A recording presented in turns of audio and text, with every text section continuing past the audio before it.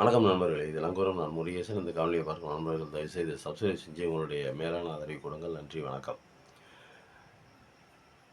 பாட்னா, பீகார் தலைநகர் பாட்னாவில் கலவரம். காங்கிரஸ் அலுவலகத்துக்குள்ளே நுழைஞ்சி அடி தடி சண்டை சச்சரவு. யார்?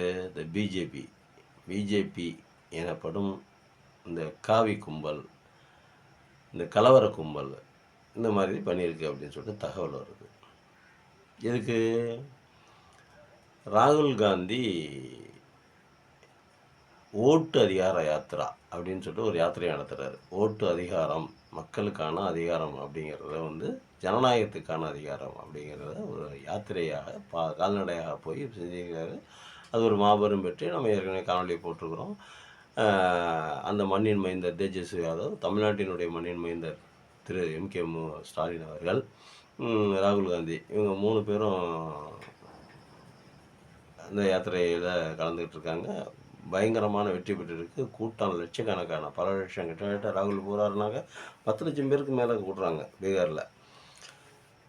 இது ஒரு பெரிய விஷயமா பார்க்கப்படுது. 10 லட்சம் பேர், ஒரு 10 லட்சம் பேர், 12 லட்சம் பேர்லாம் ஒரு நடைப்பயணத்துக்கு கூட்டுறதுங்கிறதெல்லாம் ஒரு அதிசயம்.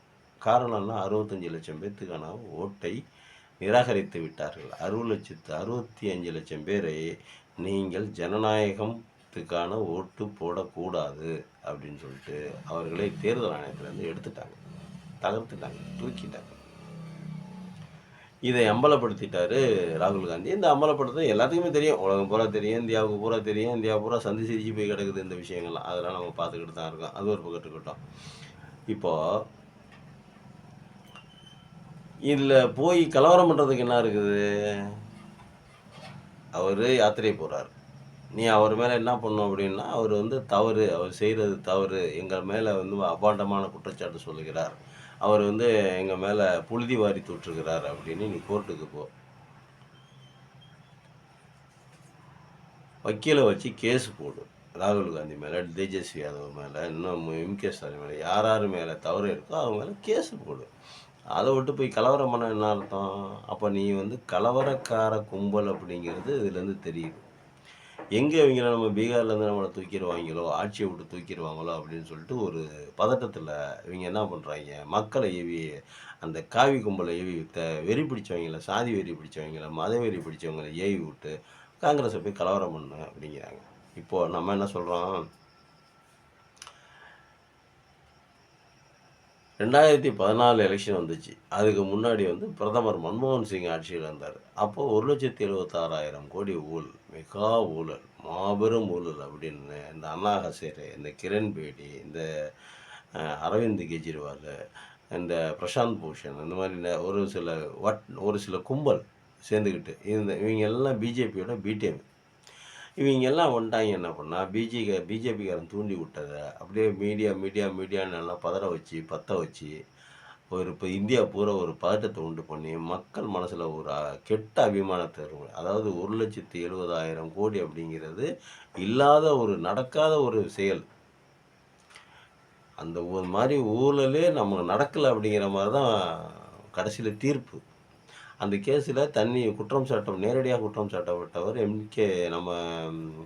நம்ம ஆர் ராசா, திமுகவுடைய மந்திரி, எம்பியாக இருந்தவர், மத்திய மந்திரியாக இருந்தவர் ஆர் ராசா தன்னிச்சையாக வாதாடி, வக்கீலே இல்லாமல் தன்னிச்சையாக வாதாடி, நான் குற்றமற்றவன் நிரூபித்து, அந்த மாதிரி ஊழலே ஒன்று நடக்கலை அப்படின்னு நிரூபித்து அதுலேருந்து வெளியே வந்திருக்காரு. அப்போது இது திட்டமிட்ட ஊழல். இப்போ அந்த ஊழல்னு சொல்லி பரப்புனா பார்த்தீங்களா, ஒரு நாய், அந்த நாய் பரப்புனா பார்த்தீங்களா, அந்த 1,70,000 கோடி ஊழல்னு ஒரு ராயின்னு ஒரு நாய். அந்த நாய்க்கு என்ன தண்டனை கொடுத்துச்சு இந்திய தண்டனை சட்டம்? இதை பொய் சொல்லி ஏமாற்றி ஆட்சிக்கு வந்தாங்களே, இவங்களுக்கு என்ன தண்டனை கொடுத்துச்சு? அன்றைக்கி காங்கிரஸ்காரங்க இந்த மாதிரி ஒன்றும் போராட்டம் பண்ணலையே, நாங்கள் ஆட்சியில் இருக்கோம், நாங்கள் எது வேணாலும் செய்வோம், எங்கள் மேலே எப்படி நீ குற்றம் சொல்லலாம் அப்படின்னு கலவரம் பண்ணாங்களா? இல்லையே. கோர்ட்டை எதிர்கொண்டார்கள். மன்மோகன் சிங் மாதிரி ஒரு சிறந்த மேதையை, ஒரு சிறந்த ஒரு படித்தவனை இந்த உலகம் இனிமேல் இந்த இந்தியாவுக்கு இந்த மாதிரி இனிமேல் பிரதமராக வர முடியுமா அப்படிங்கிறது சந்தேகம்தான். ஒரு மாபெரும் மேதை, பொருளாதார அறிஞர், இருக்கிற இடம் தெரியாமல் சத்தெல்லாம் பிரதமர்னால் அப்படியே அதாவது சைலன்ட்டா எல்லா வேலையும் பார்த்துட்டு ஒண்ணுமே தெரியாத மாரி. அவர் குரல் வேற ரொம்ப சன்ன குரல். பேசுனாருன்னா அவருக்கு மட்டும் தான் கேட்கும். அந்த மாரி குரல் அவரு. அந்த மாரி ஒரு குரல வச்சுக்கிட்டு, அவ்வளோ சன்னமா, அவ்வளோ ஒரு பெரிய அதிகாரத்தில இருந்துகிட்டு, எந்த விதமான பதட்டமும் இல்லாம, ஒரு ஒரு இது இல்லாம, ரொம்ப கூலா இருந்தாரு. இந்திய கேப்டன் இருந்தாரு பார்த்தீங்களா? நம்ம டோனி. எந்த எந்த பந்து எங்கிட்டு விழுந்தாலும் அவர் கவலையே பட மாட்டாரு. ஜாலியா சிரிச்சுக்கிட்டே இருப்பாரு. அதே மாரி மன்மோகன் சிங் அவர் முகத்தில எந்த வித எக்ஸ்பிரஷனும் காட்டாம, அவர் பாட்டுக்கு சைலன்ட்டா இருந்தார். ஆனா, அவர மாரி ஒரு படிச்சவர, ஒரு மேதையை, ஒரு பண்பாளரை, ஒரு அரசியல் தெரிந்தவரை, ஒரு அரசியல் புரிதலாளரை, ஒரு பொருளாதார மேதையை இந்த நாடு, இந்த இந்திய திருநாடு இன்னொரு முறை பிரதமராக அடைய முடியுமா? அப்படிங்கிறது சந்தேகம் தான். ஆனா, அவர் இருந்த இடத்துல, அவரு மேலேயே குறை சொல்லி, அவரு மேல புழுதி வாரி தூத்தி, அன்னைக்கு இருந்த காங்கிரஸ் கவர்மெண்ட்ட ஏச்சி, அ அவங்க மேல அபாண்டமா பழி சுமத்துன இவங்களுக்கு என்ன வரும்? இவங்க செஞ்ச உண்மைய தானே சொல்றாரு ராகுல் காந்தி. அப்ப இந்த மாரி கலவரம் காங்கிரஸ் அன்னைக்கு பண்ணியிருந்தா என்ன ஆயிருக்கும் இந்த நாடு? அப்போ ஜனநாயக நாடு எங்க இருக்குது? அப்ப இவங்களுக்கு என்ன வேலை? இந்த பிஜேபி காவி கும்பலுக்கு, இந்த சங்கி பயல்களுக்கு எப்படி என்ன பண்றாங்கங்கிறத நம்ம தெரிஞ்சுக்கணும். இதுலேருந்து அவங்களுக்கு தெரியும் நம்ம தெரிஞ்சு தான் கலவரம் பண்றோம். நமக்கு தெரியும். நம்ம பண்றது கலவரம், நம்ம பண்றது அடாவடி, நம்ம பண்றது அராஜகம், நம்ம மக்களுக்கு எதிரான செயல் பண்றோம். சட்டத்துக்கு புறம்பான செயலு.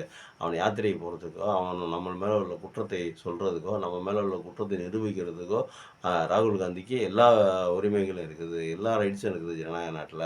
ஆனா நம்ம பண்றது தான் தப்புங்கிறது தெரியும். தெரிஞ்சே தான் பண்றாய்ங்க. கலவரம் பண்றோங்கிறது தெரிஞ்சே தான் பண்றாய்ங்க. ஏன்னா, அதுக்குன்னு ஒரு கும்பல் அவைங்க வச்சிருக்காய்ங்க. அவைங்க வளர்ந்தது கலவரம், வாழ்ந்தது கலவரம், வாழ்ந்துட்டு இருக்கிறது கலவரம்.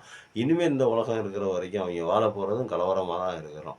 கலவரமா தான் இருக்கும். அந்த பிஜேபி, ஆர்எஸ்எஸ் சங்கி கும்பல் வந்து அவைங்க அப்படிதான் பண்ணுவாய்ங்க. அது நல்லா தெரிஞ்ச விஷயம் தான். இப்ப நம்ம தான் சிந்திக்கணும். இவர்கள் வந்து இந்த மாரி ஆட்களாக போயிட்டாருங்க.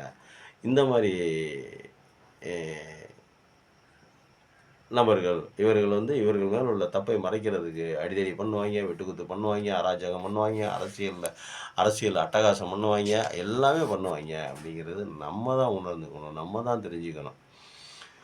காங்கிரஸ் கவர்மெண்ட் மேல இவ்வளோ பெரிய பழி சுமத்தும்போது 10 வருடம் காங்கிரஸ் கவர்மெண்ட்டாக 10 வருஷம் அரசாங்கத்தில இருந்துட்டு 10 வருஷம் கழிச்சு வெளிய போம்போது அவங்களுக்கு எவ்வளோ வலி வலிச்சிருக்கும். எவ்வளவு உண்மையான ஒரு எந்த விதமான குற்றமும் சொல்லாம நம்ம மேல பழி சுமத்துறாங்க. எவ்வளோ வேதனை மனசுக்குள்ள வந்திருக்கும்.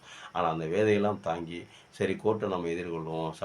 சட்டப்படி நம்ம பார்ப்போம் அப்படிங்கிறதுனால தானே அவங்க வந்து சைலன்ட்டா இருந்தாங்க. ஆனா அந்த சட்டப்படி பார்ப்போம், கோர்ட்ட எதிர்கொள்வோம் அப்படிங்கிற எந்த விதமான ஒரு ஜனநாயக கடமையும் தெரியாத, தெரிஞ்சுக்கிட்டும் தெரியாம இருக்கிற மாரி தவறா செஞ்சுகிட்டு இருக்கிற இந்த பிஜேபி, ஆர்எஸ்எஸ் காவி கும்பலு, இந்த திருட்டு கும்பலு, ஓட்டையும் திருடிட்டு, இப்போ கலவரம் வேற பண்ண வராங்கன்னா, நம்ம தானே யோசிக்கணும். நம்ம என்ன பண்ணணும்? இந்திய மக்களுடைய நிலைமை என்ன யோசிச்சு பாருங்க. நம்ம எப்படி வாழப் போறோம் அடுத்தது?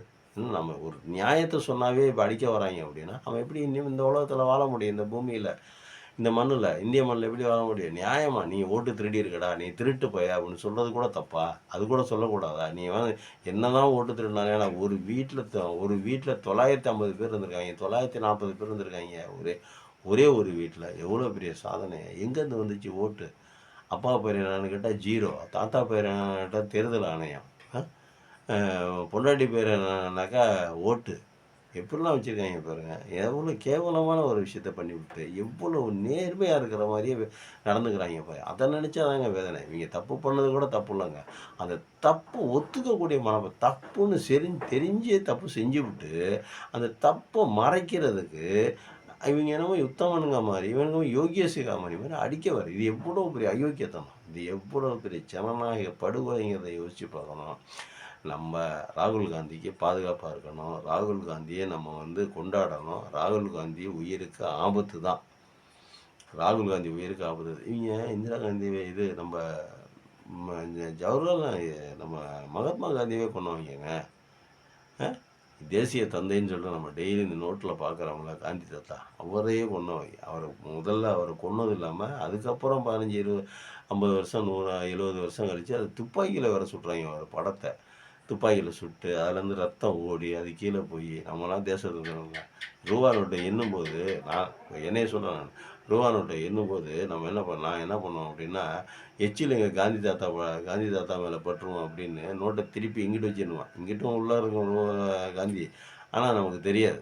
பரவாயில்லன்னு சொல்லி இங்கிட்டு திருப்பி வச்சு எண்ணுவோம். அந்த மாரி எண்ற அந்த அந்த மாதிரி காந்தியடிகளை கொண்டாடுகிற இந்த நாட்டில் காந்தியடிகளை சுட்டு கொன்ற கும்பல் இந்த கும்பல், உலகின் முதல் பயங்கரவாத கும்பல் இந்த பிஜேபி, ஆர்எஸ்எஸ், சங் பரிவார் கும்பல்.